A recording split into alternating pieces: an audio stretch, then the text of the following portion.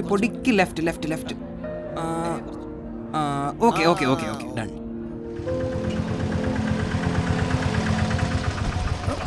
ഓരോരുത്തരായിട്ട് ഇറങ്ങി വാ. കത്തിപ്പാറ കുസുമം വേറെ മൂന്നാമത് അത് തിരുവാണല്ലോടാ. അയ്യോ ഇതെന്നതാടാ ഇവിടെ ഒരു ബക്കറ്റ് സമ്മേളനം. ശ്യാമിന്റെ റൂം ക്ലീൻ ചെയ്യാനും തുണികൾ അലക്കാനും ഒരാളെ കിട്ടിയേക്കൊള്ളാന്ന് ഞാൻ പറഞ്ഞായിരുന്നു. അതിനുള്ള ആളെ കൊണ്ടുവന്നതാ തെയ്യാള്. ഈ പുറത്ത് കിടക്കുന്ന 3 ഓട്ടോറിക്ഷയിലോ? അത് ഇവര് തമ്മിലുള്ള കോമ്പറ്റീഷൻ കാരണേ ഒരു വണ്ടിയിൽ യാത്ര ചെയ്യില്ല ഫാദർ. ചിലപ്പോ ഒരാളും കൂടെ ഇപ്പൊ വരും. വന്നതൊക്കെ മതി. എന്താ ഇവരുടെ പേര്? മടൽ ഉണങ്ങിയ പോലുണ്ട്. ഇവര് മതി, വേറെ ആരും വേണ്ട. ബാക്കിയുള്ളവരെ പറഞ്ഞു വിട്ടേരെ, അല്ലെങ്കിൽ ഇവിടെ വേറെ കോമ്പറ്റീഷൻ കൂടും. എടാ ഞങ്ങളൊന്ന് കോളേജ് വരെ പോയിട്ട് വരാം. ചേച്ചി 11:30 മെസ്സിന് ജ്യൂസ് റെഡിയാക്കി തരും. അതിനൊപ്പം ദേ ഇരിക്കുന്ന ഗുളികയും കൊടുത്തേക്കണം. ഇങ്ങനെ അടിക്കണ്ട മക്കളെ, ധൈര്യമായിട്ട് പോയിച്ചുമ്പാ ചെല്ലി. ചേച്ചി എന്തെങ്കിലും ആവശ്യം ഉണ്ടെങ്കിൽ ക്യാമറ നോക്കി കൈ കാണിച്ചാൽ മതി കേട്ടോ. ജോലിക്കെടുത്ത മടവണ ചേച്ചി ഞങ്ങളില്ലാത്തപ്പോൾ ശ്യാമിൻ്റെ കാര്യങ്ങളെല്ലാം ഭംഗിയായിട്ട് നോക്കി. ക്ലാസ്സിലിരിക്കുമ്പോൾ പോലും റൂമിൽ കിടക്കുന്ന ശ്യാമിലായിരുന്നു ഞങ്ങളുടെ മുഴുവൻ ശ്രദ്ധയും.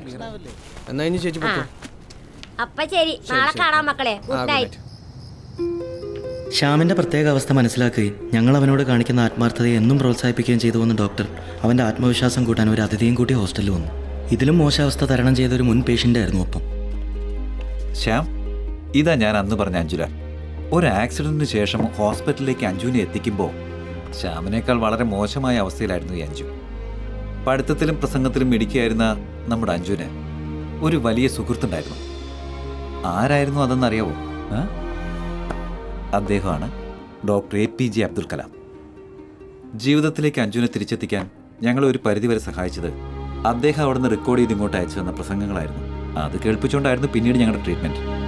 അവൻ്റെ തിരിച്ചുവരവിന് പ്രതീക്ഷ കൈവിടാതെയുള്ള ശ്രമങ്ങൾ തുടർന്നേ പറ്റൂ എന്നായിരുന്നു ഡോക്ടർക്ക് ഞങ്ങളോട് പറയാനുണ്ടായിരുന്നു. അതിനായി ഡോക്ടർ നിർദ്ദേശിച്ച ഏറ്റവും പ്രധാന മാർഗ്ഗം സംഗീതം തന്നെയായിരുന്നു. അവൻ ഏറ്റവും ഇഷ്ടപ്പെട്ടിരുന്ന റഹ്മാൻ ഹിറ്റ്സ് അതിനായി ഞങ്ങൾ പരമാവധി ഉപയോഗിച്ചു.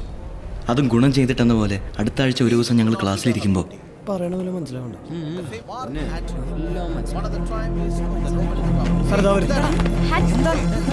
എന്താ പ്രശ്നം?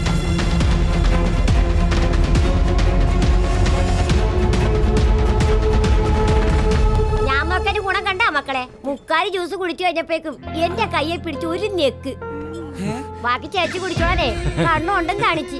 മൊത്തം ഒറ്റയ്ക്ക് കുടിച്ചപ്പോ ഒരു തുള്ളി എങ്കിലും എനിക്ക് നല്ലതായിരിക്കും അവൻ പറഞ്ഞേ. നമുക്ക് അടിച്ചു പൊളിക്കണ്ടേ? അല്ല.